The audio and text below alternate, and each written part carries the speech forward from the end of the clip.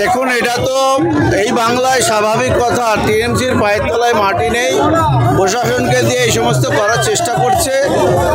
ধর্মীয় অনুষ্ঠান পারমিশন একটু কম বেশি সেটা আলাদা ব্যাপার, সৌজন্যতাবোধ থাকা দরকার আছে। একটা র্যালি এই কনজেস্টেড রাস্তায় ঘোরানো সম্ভব না। কর্মীদের দাবি ছিল চৌমাথা আর 50 মিটার দূরে, 50 মিটার দূরের থেকে ঘোরাবো, সেটুকুও বাধা দিয়েছে। এটা হচ্ছে নির্লজ্জ পুলিশের একটা পরিচয় দিয়েছে। আর এই টিএমসির দালাল পুলিশগুলো যারা ভাবছে আমরা এইসব করে পার পেয়ে যাব, আগামী দিনে তাদেরও ব্যবস্থা হবে।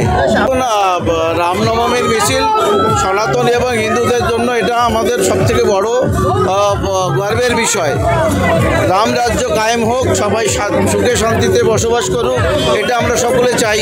তো সেই মিছিল করতে যারা বাধা দিচ্ছে তাদের মনুষ্যত্ব কতটা নিচে নেমে গেছে সেটা বোঝার বিষয়।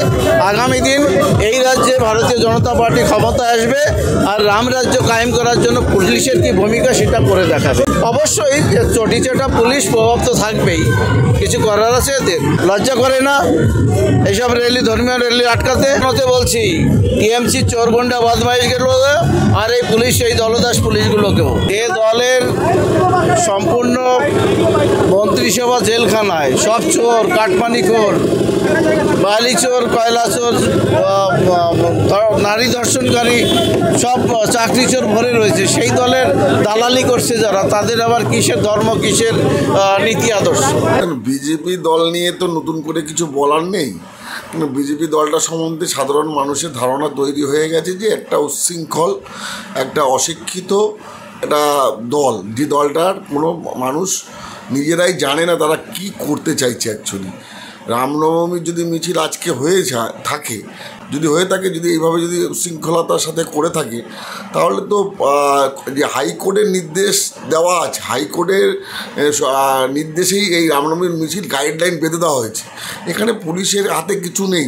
পুলিশ এখন হচ্ছে নির্বাচন কমিশনের আন্ডারে। নির্বাচন কমিশন হাইকোর্টের নির্দেশ মেনেই তাদেরকে যে গাইডলাইন দেওয়া হয়েছে সেই গাইডলাইনের মধ্যেই তারা কাজ করছেন।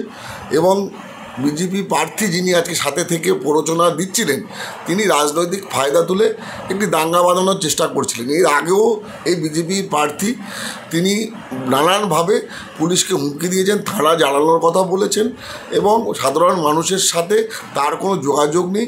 নিজের ব্যক্তিগতভাবে আমরা কাগজে পেপারে সবাই দেখেছি তিনি একটা স্মাগলিংয়ের ব্যবসার সাথে যুক্ত থেকে দীর্ঘদিন জেল খেটে এসছেন।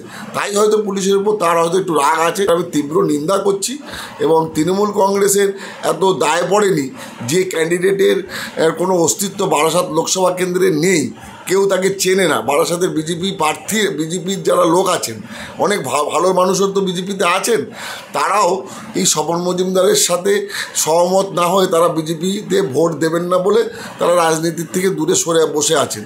সুতরাং আমাদের যে প্রার্থী আছে ডক্টর কাকলি ঘোষ দস্তিদার, তিনি এক প্রকার ওয়াক ওভার হিসেবেই লড়ছেন, এবং আগামী দিনে দেখবেন এই কারণের জন্য আর এই বিজেপি প্রার্থী আর বিজেপির যে উচ্ছৃঙ্খল যেসব হনুমান টনুমান আছে যারা এসব শুরু করেছেন, তারা দেখবেন তাদের আচরণের জন্য কাকলিদির আরও ভোটের যে ব্যবধান ছিল সেই ব্যবধানের মাত্রা আগামী দিনে আরও অনেক বেড়ে যাবে, এবং তিনি প্রায় 2 লক্ষর বেশি ভোটে বারাসাত লোকসভা কেন্দ্রে ডক্টর কাকলি ঘোষ জয়ী হবেন এদের এই আচরণের জন্য। মানুষ দেখছে এদের আচরণ।